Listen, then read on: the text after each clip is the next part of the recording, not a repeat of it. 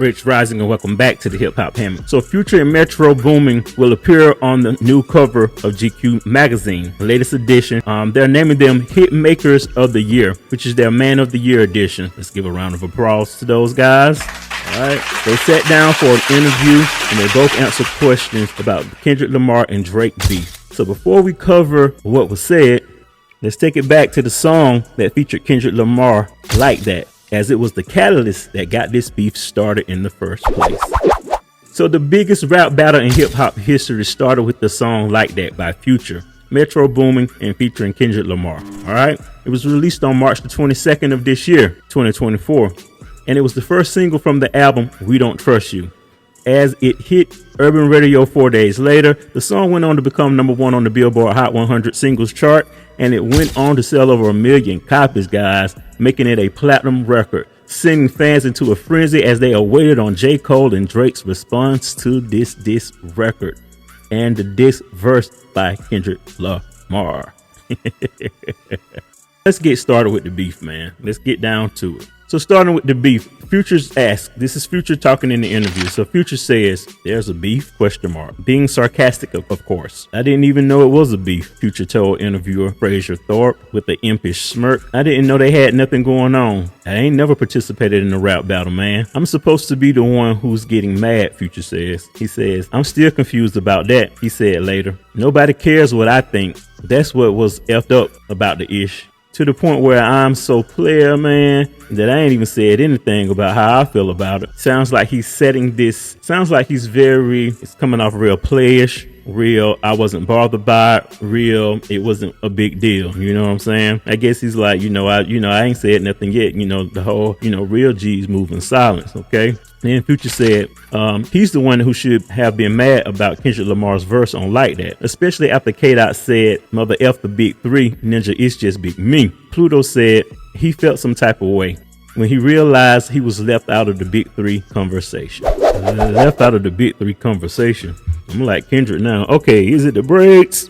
Bruh, Pluto, Future, Nevadius Wilburn, stop it. Although you have a hell of an impact on the music, okay? I can't front on your music. You have a hell of an impact. You got bops.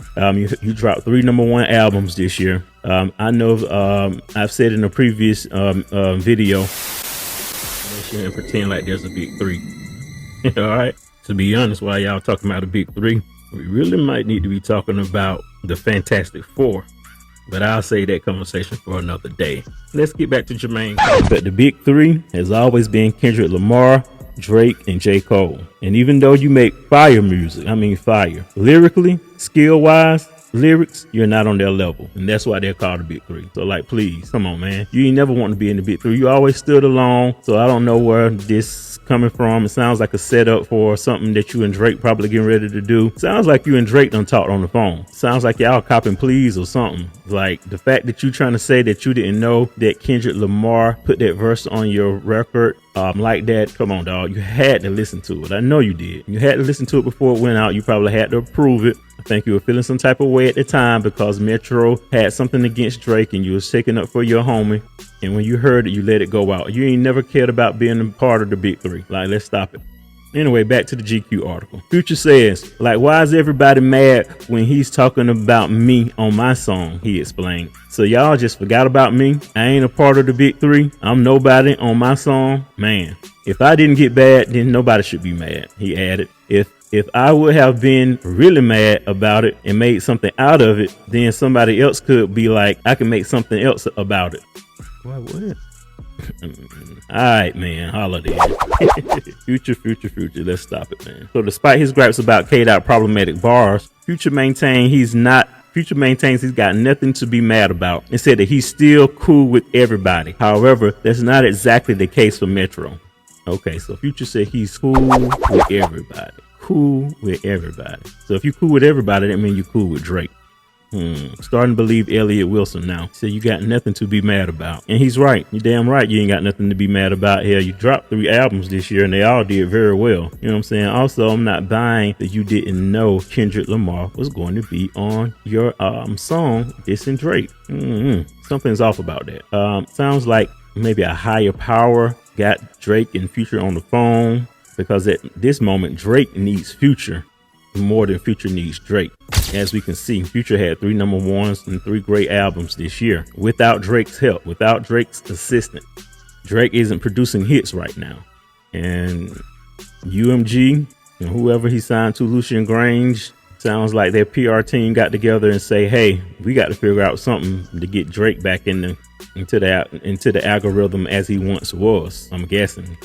So now that Young Thug is out, I guarantee you're probably going to hear a Young Thug Future Drake song in the near future. Let's see.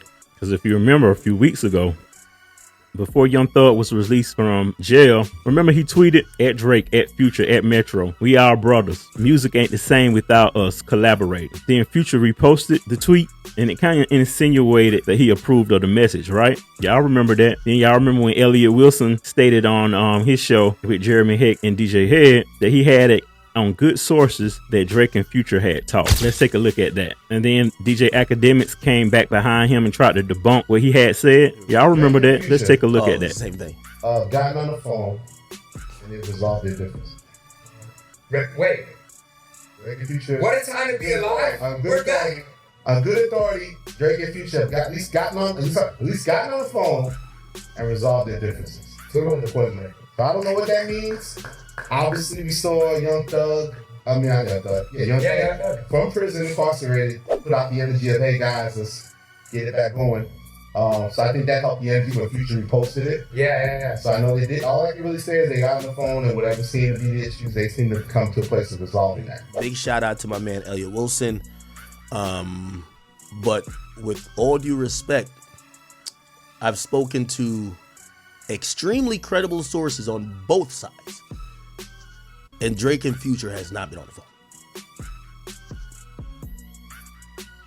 So, not too sure who gave Elliot Wilson the authority to say this. But from what I hear, that is not true. That is 100% cap. I also remember when Drake went on his unfollowing spree a while ago. He unfollowed everyone except for Future. Future's the only one that he kept following.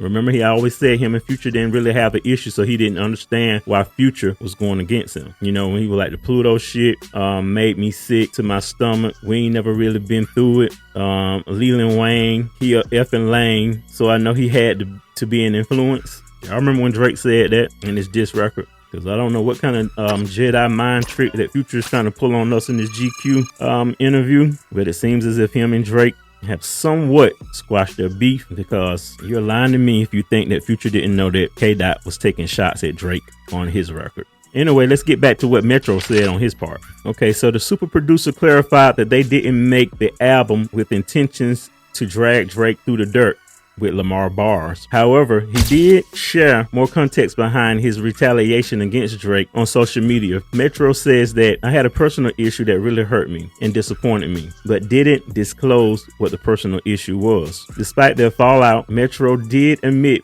that he regretted, keyword regretted. That's backpedaling, guys. Come on. What's going on in this article? He did regret the antics he pulled online and said it was out of his character. It was out of character for him. Okay. People really think we sat out 2 years making 2 albums to be like, yo, F this dude, Metro said. What kind of ish is that? We really think we were going to spend that type of time, effort, resources, or just trying to get at someone on an album, blowing a budget on 2 albums, going over budget? That's some serious hate. Neither one of us rock like that. Now, I did have a moment online, which I do regret, he continues. I should have been stronger than that. That was out of character for me. At a certain point, it's like, I don't rap, bro. So you're going to just ish on me on all these songs, and I'm not going to get in the booth. I'm not finna tweet at you. That's what Metro had to say.